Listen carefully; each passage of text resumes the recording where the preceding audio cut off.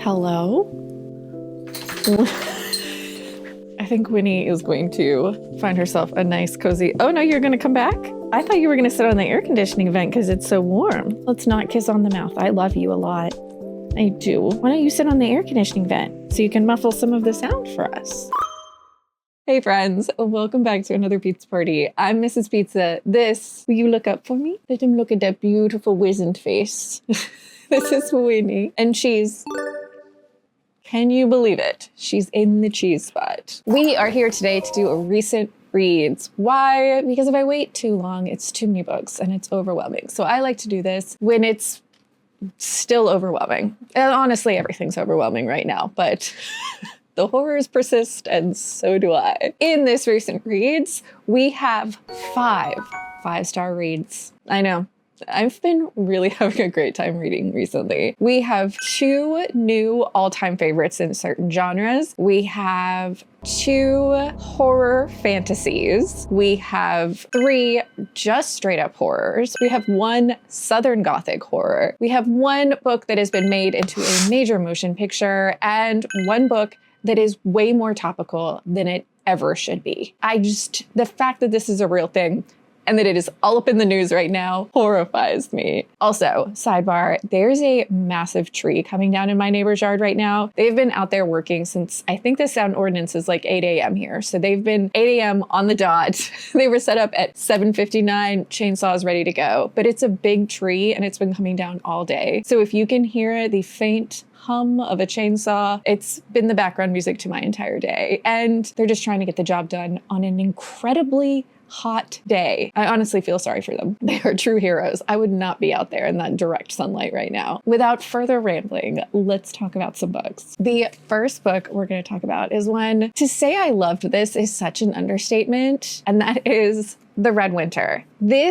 Actually, the reading of this book spawned an entirely different video, which I will pop up over there and in the description, obviously, if you want to take a look. That video talks about how I am completely obsessed with the genre mashup that is fantasy horror books. A book that is firmly set in fantasy, but is a horror, which I feel like is one of those things where you know it when you're right in the middle of it. And if you're me, you're just enjoying the absolute hell out of your time. This book I absolutely loved, and I have heard that it has been confirmed that this author is going to create more books within this world following these characters, and to say I'm excited about that is also an understatement. Like, that just makes my day, my week, my month, or even my year. This is the story of Sebastian, and in this story, we're following Sebastian through multiple timelines. We start off this story with him in a somewhat modern setting. I think it's like a few years prior to now. Let's look. Let me look before I lie to you. 2013. We have Sebastian giving us our foreword as he goes through and reminisces about some of his past adventures. We then flash back to Sebastian in 1785 in France, and he is approached by the son of a former love interest and says, "Hey, you remember that thing you did 20 years ago? Well, it's back, and it's awful, and we need your help yet again." We then also follow the timeline of 20 years prior, where Sebastian was meeting this love interest and fighting the beast of something, fighting a beast. We also flash back even further back from there and are following another character in this book, although Sebastian is there, who is not only in charge of her own chapters, but is in charge of a lot of the footnotes that happen in this story as well. She has to let you know her opinions on the stories that Sebastian is telling. We are following Sebastian through these multiple timelines in this place, fighting this beast, but all of these things are not hard to follow. They twist and turn into each other so well. If you are me, you are just absolutely enraptured by this story. It's gruesome, it's bloody, it's dark, it's funny, there's some spicy moments. I absolutely loved this. Sebastian is our main character, but he has 2, I'm gonna call them sidekicks, one of them being a succubus, and the other one being some sort of demonic thing that has attached itself to Sebastian's soul. But the conversations that he has within his head with this entity that just rides around on his soul all the time. If I haven't convinced you to read this book yet, I don't know how I'm going to. Wait, I do know how I'm going to, because how I was convinced to read this book is another creator said it was a mixture of 2 books. I believe it was these 2. I will go back and I will link the video where they talk about it in the description as well. But they said it was this book and this book thrown together in a blender with a little bit of gay on top. But I would also add in this book as well. If you liked these 3 books, or even just 2 of these books, this all mixed together, but something wholly original and different. If this grouping of books is your vibe, I found your next favorite book. I loved this book. The next book I picked up after that was the Iron Garden Sutra, which was a sci-fi book that was marketed as Becky Chambers meets Dead Silence. If you've read those books, you probably know that's an interesting mashup. Becky Chambers tends to write really cozy sci-fi adventures. Some of their books are much cozier than others, but for the most part, cozy sci-fi is Becky Chambers' wheelhouse. I've not personally read Dead Silence, but I know it is some sort of murder, mystery, thriller set in space. Those 2 things had me absolutely interested in this book, but unfortunately, this book just ended up being fine for me. In this story, we are following a group of researchers and someone known as a death monk who have all been called together to investigate a giant ship that is a form of ancient technology from Earth. At this point in existence, Earth has been gone for a very, very long time. But there were 2 kind of exits from Earth in this sci-fi scenario. There were the people that left almost initially, where they put themselves on these giant ships, these arcs, with this form of technology, basically to travel out into space and find a new place to land. Then there was a second group of people left behind that used technology and basically technologically advanced themselves as a society in order to find places to go before they made their journey out into space. So they left Earth with a destination, and those planets have since thrived because they had a destination before they left the planet. A lot of these big arcs did not, and so though many of them did make it places, there were quite a few that were lost along the way. This giant arc has been discovered. This group of researchers, along with this death monk, have come to investigate, see what they can learn from this ancient technology that they found. Our death monk is our main character, and they are part of an order that looks on death in a very interesting way, but is kind of like the religion. They've come to properly bury, I should say, the remains of anyone that is found within this ship. But we also have researchers of different kinds that are there to try and figure out the technologies. How long did these people survive? Did they survive? What's on this ship? Where were they? This was absolutely fine. There is like a murder mystery element, and these people are trying to survive in this scenario. But I think trying to ride that cozy line was weird. Some really horrific things would happen, and then we'd like slow down and be in an environment surrounded by plants. I don't know, something was off about the tone and the pacing for this. There also is a romantic relationship where, although it didn't come out of nowhere, I didn't pick up on it initially. I don't think it was properly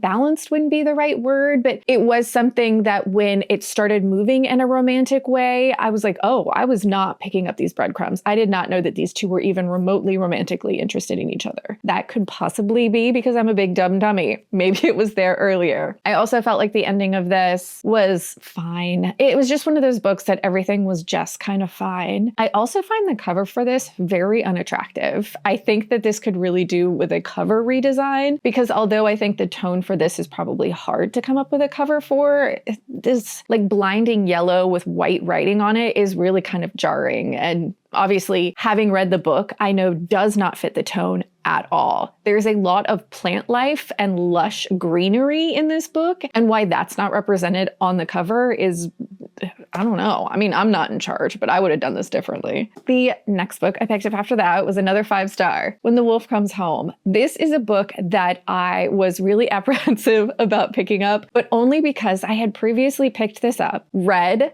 a small portion of it. I think I got this like the day it came out, read until this point, and immediately had to put it down. I did not realize how affected I would be by this one instance in the book, but let me tell you what this is about, and then we'll get back to that, because my second go around with this, I did not want to put it down. This is the story of Jess, and she is a young woman living in Hollywood, California. And though she is not necessarily extremely successful, she's kind of at a low point, but that's it. This is not something that can't be turned around. She's just kind of struggling right now in her young adulthood. She wants to be an actress, but that hasn't come to fruition for her yet. And so she's currently working at a 24-hour diner. In the opening of this book, we have something traumatic happen to Jess that then kind of spirals. This thing that happens was something that I could not handle. And that wasn't necessarily because of what happens. What happens freaked me the hell out. Like, don't get me wrong, made me super uncomfortable. But it's how Jess handles the situation that was freaking me the hell out. It goes in line with her character because she talks about how when something traumatic happens, she has something almost like a blackout where shock will pull her through the situation. She might not be making the best decisions, but she's not even really making decisions. Her body just starts moving her forward, momentum. She is a flight type girl with her fear, which is not always the best thing to do. Well, after this traumatic thing happens to Jess, she then heads home back to her apartment where she finds a young boy hiding in the bushes outside. And when I tell you all hell breaks loose after she finds this young boy, I can't even describe to you the carnage that ensued. We then have Jess and this young boy that she feels some sort of obligation to keep safe as they are running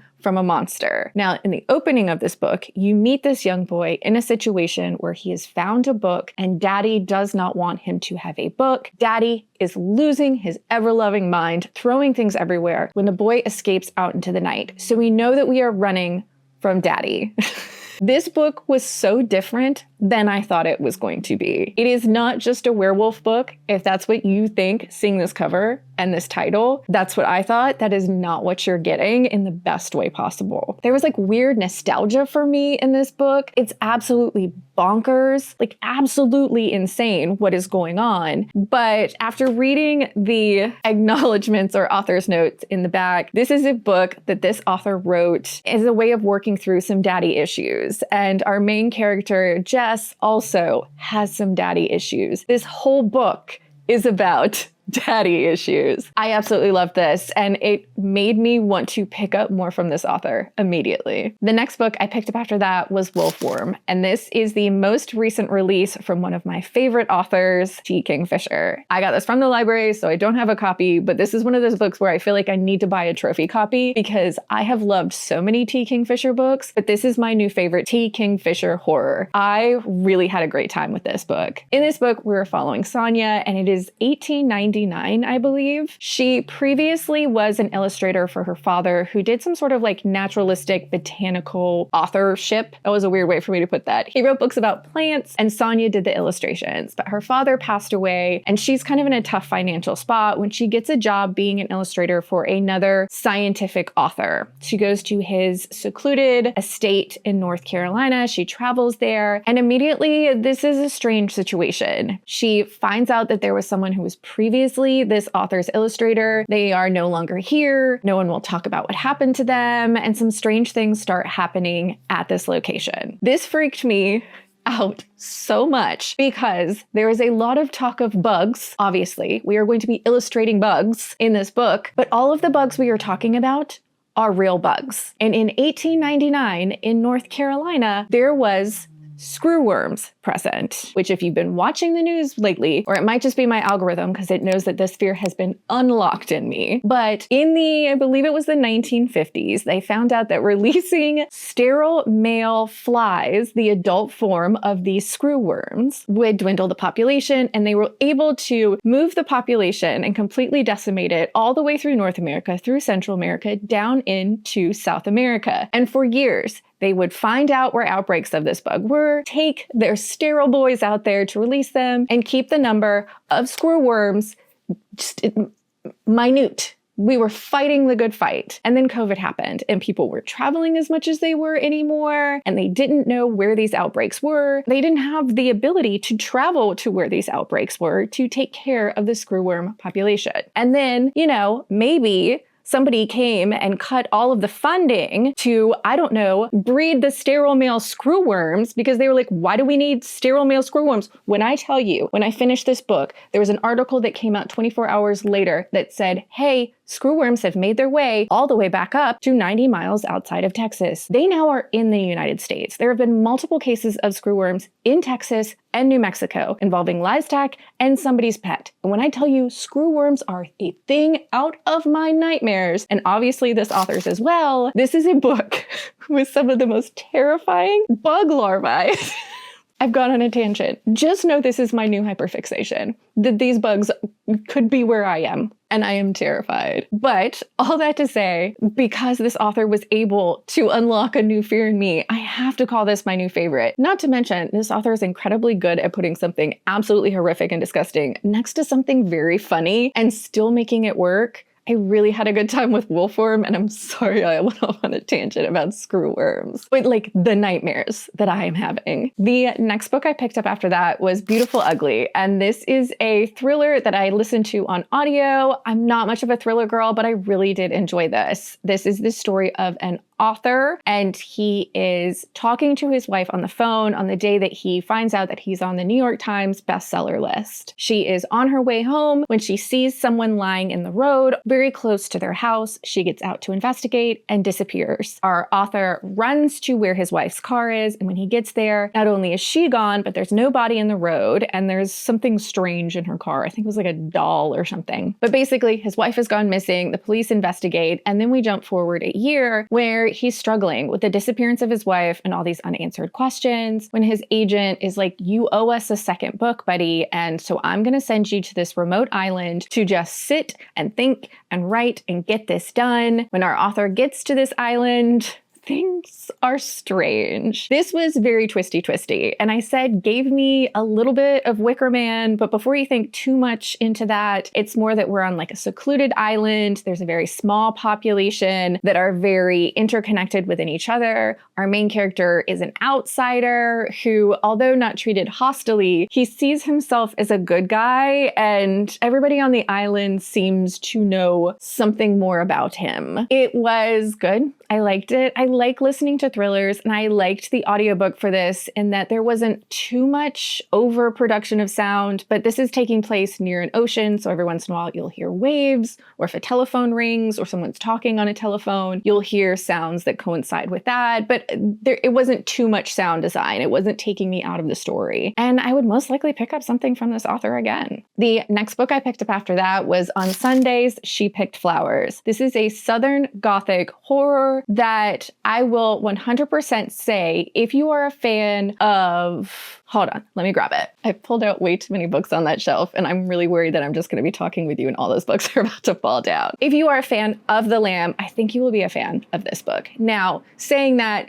they're not too similar in story so much as there is something about a fairy tale like quality and some of the things that we're talking about in each book. There is a lot of, there's a little bit of like folklore going on in this book as well. This is the story of Jude, and in the opening of this book, I believe she's about 40 years old, and she has been living a life full of abuse. Her mother has physically, emotionally, and mentally abused her since she was a very young child. And Jude has been squirreling away money, trying to break free of this relationship, but everyone in her family just turns a blind eye to this. She has no support system. She's lived her whole life under the fist of her mother. When one day a fight breaks out and Jude has to escape with her freedom, she ends up being led to a remote cabin out in the middle of the woods in the southern United States. There is very lush plant life. It is very much a Southern Gothic setting. Big, beautiful trees. We have all this wildlife. And she goes into this house, which is full of ghosts. She spends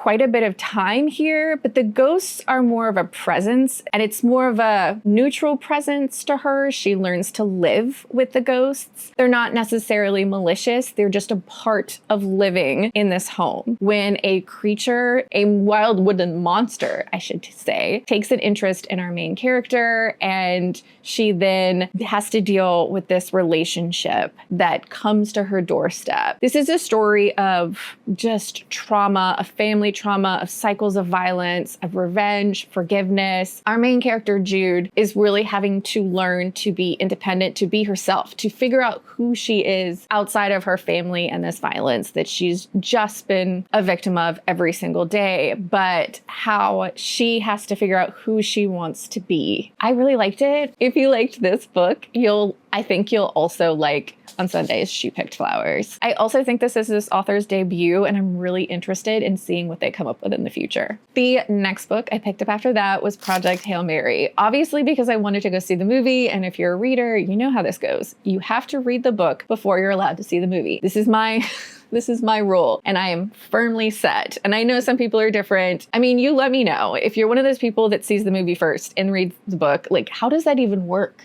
How do you even do that? But I was interested. I had actually never read anything from this author before, which I know is surprising. They've had some really big hits, and I really enjoyed Project Hail Mary. I listened to this on audiobook, which I had heard people rant and rave about the audiobook for such a long time. I ended up loving this. I really liked it. This is a story of a scientist. He's actually a school teacher, but he previously a scientist. He was writing like big academic papers. And there is a scientific discovery that has to do with some sort of maybe possibly alien space thing happening. But we are following this character as he wakes up in some sort of setting. He's trying to figure out where he is, why he's there. And so you are flashing back and forth, having memories of how he got where he is. And also in the timeline he's currently in, trying to figure out how to save the day. This is very science heavy, and I think a lot of the science is sciencing. But honestly, I wouldn't know if it wasn't. It just sounds like it is, and I think that's good enough for most people. But I have heard people say who know something about, I don't know, astrophysicists and NASA astronauts and whatnot, that most of the things this author is saying are what would happen. They're basing most of this story on actual science. There is a character in this, and I don't want to spoil it, even though I think the movie trailer for this actually spoils this, but there's a character in this in this story that I would absolutely die for, without question. This character has my heart, and unfortunately, I have not seen the movie yet. We actually bought tickets to go to the movie theater. Something happened and our tickets got canceled, and the movie that we were actually going to see that time period got canceled as well through circumstances. I think it had something to do with that movie Michael coming out, which I don't know. We were just going to actually watch it at home, which is, I feel like this is the kind of movie you wanted to see in the theater, but we've been to the movies a lot lately, so it's okay if I have to watch a few things at home. The next book I picked up after that was Hollow. This is actually a book that was also on that video that I talked about earlier. This was one of the books that I hadn't read yet that I was really interested in reading, because this is one of those books that pops up a lot when people are talking about horror fantasy mashups. This was okay. This is definitely one of those books where the imagery and the atmosphere is giving 99% of your enjoyment. The actual story itself, especially some of the dialogue that the author uses for the characters, can be a little confusing. I think that that was on purpose. I think that the author was trying to stay close to how these characters would have spoken or conversed with each other, because of how it switches and changes depending on what point of view you're in. So this is a story that is based on a lot of art by Hieronymus Bosch. I should probably look that up instead of just telling you a name off the top of my head. The person who wrote this is a Royal Academician poet, sculptor, painter, and performance artist. And you can tell that they are truly an art lover. Like, that is definitely coming through, because the grotesque and horrific things in here are inspired by art that was around in the medieval period. We are following a group of, I'm going to call them mercenaries, but hired bad guys that have been hired to transport this thing that's kind of person-ish called an oracle to a monastery, because at this monastery, There used to be an oracle. It has recently passed away and they need a new oracle instated. So we have this group of absolutely awful people traveling across the landscape with this grotesque person, ? That feeds on bones that you have whispered your sins to. And that's why these guys have to be awful, because they need these bones to be full of juicy, juicy sins. We also have this woman who's living in the town just outside of this monastery who is fighting with the guard there because her son has been arrested. Her husband is awful, and she starts encountering these creatures that have started sprouting up from the mud and the ground around them that are very grotesque. They'll have like a salamander body, but like little kid fingers, or like the head of a bunny and like a child's body. They're these very like grotesque, weird creatures that have just been popping up around this monastery. We are also following a monk, well, two monks, but one of them has more power than the other in this monastery. And one is trying to figure out what happened to the previous oracle, as things are, there's big question marks about where the oracle was. There are all of these like set pieces that are absolutely horrific and like wildly imaginative, but how this story is kind of stitched together, if it felt a little much at parts. If you need your story to just be like juicy bite of imagery after juicy bite of imagery, this was horrific and grotesque and beautiful. But the story itself, there wasn't much meat there. It was just kind of a framework to just show you the grossest, weirdest things ever, or these like horrific things that the author's mind could come up with. I'm not mad I read it, but I didn't necessarily have a good time. It was just the imagery. That's the part I liked. Like these just grotesque, horrible things based on this like artist from the medieval period. And the last book we're going to talk about, which is the last 5-star as well, is Mary. Now, this is another book by Nat Cassidy, who I obviously just talked about this, but I was able to get Mary, I think on Kindle Unlimited, and flew through it. This was a book about daddy issues. This is a book about dealing with some things that were happening to our mom. Okay,